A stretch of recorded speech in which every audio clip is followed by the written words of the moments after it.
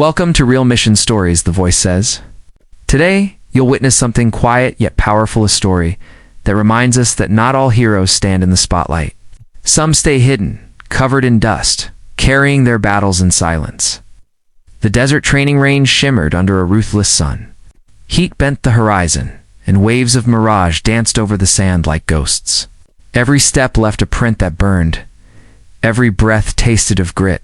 The steel targets bore the marks of the morning's drills, dented, scarred, and blackened by gunfire. Wisps of smoke drifted through the still air. Hanging above the field like fading memories, near the edge of the range, stood a cracked section of the concrete wall. That was her assignment today. Era, the quiet maintenance worker no one ever paid much attention to, was there with her battered toolbox. Her clothes were plain, her boots worn down to creases, her gloves patched with tape. She spoke little, worked hard, and disappeared just as quietly as she came. She fixed, swept, painted, replaced, and vanished. Nobody ever asked who she was before this job. Nobody seemed to care. But today, the range wasn't empty. Rows of Navy SEALs were packing their gear, talking over results, their voices sharp with competition. Sweat streaked their faces, muscles tense from hours of drills. They were wolf-strained, disciplined, lethal. Among them stood Chief Hunter Graves, the man everyone whispered about.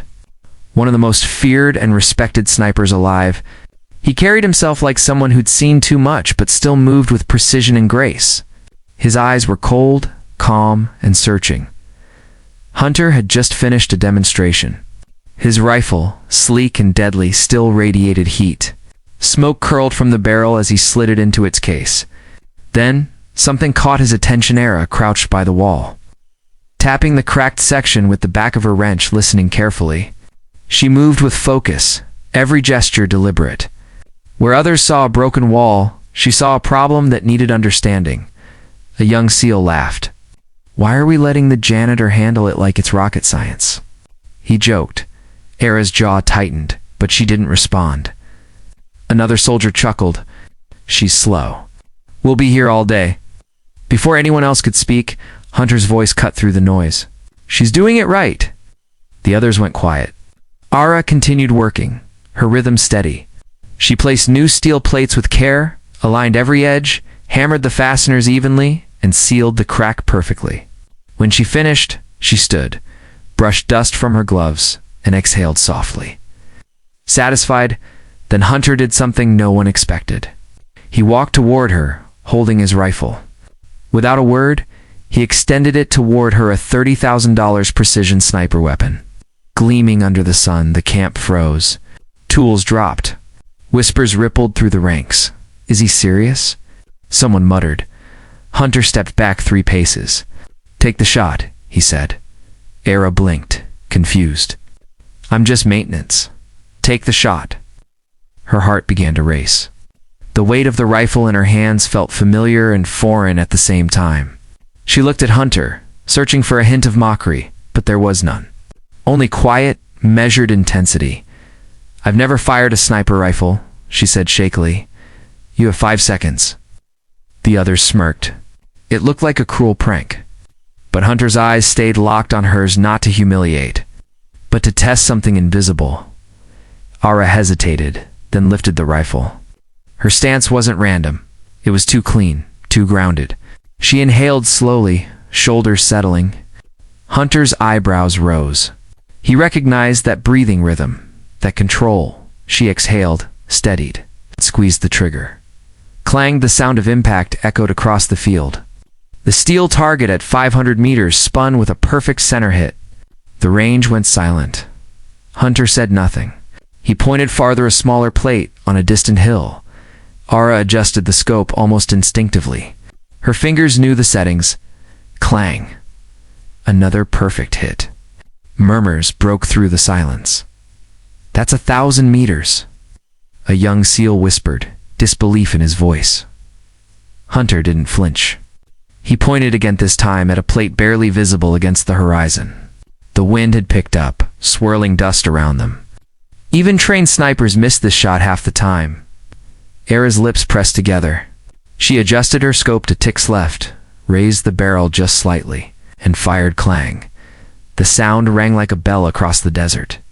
The team stared, stunned. A helmet fell to the ground.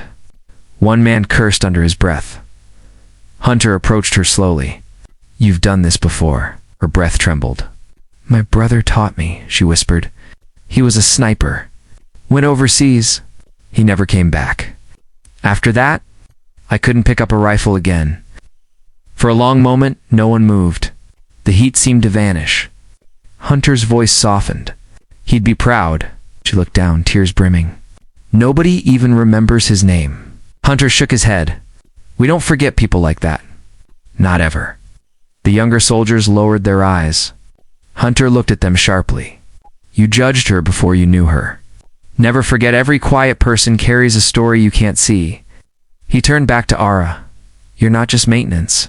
You're a marksman." She swallowed. "I'm just trying to live."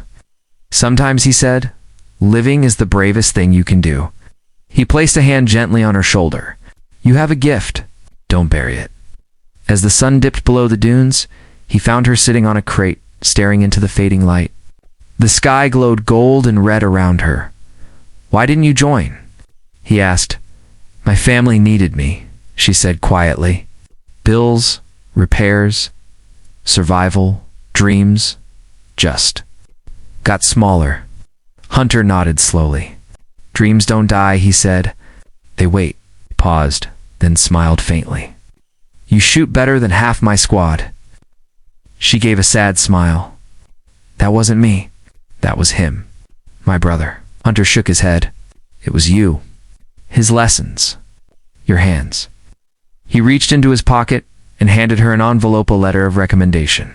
"Advanced marksmanship training. If you ever decide to step into the light, we'll be waiting." Ara held the paper as if it were fragile. "I'll think about it." Hunter nodded once, then walked away, leaving footprints in the sand. Weeks passed.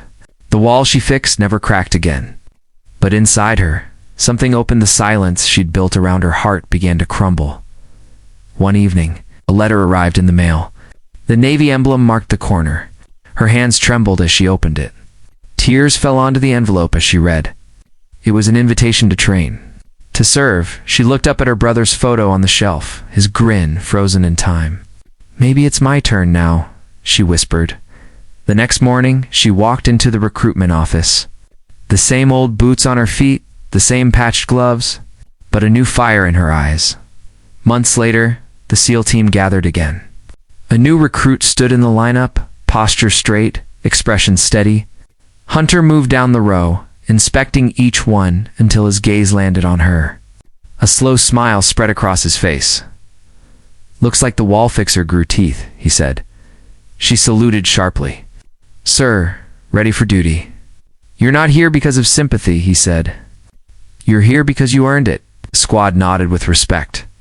On the range, Ara lifted her rifle once more. The first shot cracked through the air like thunder. Every hit echoed like a heartbeat, steady, precise, unbreakable.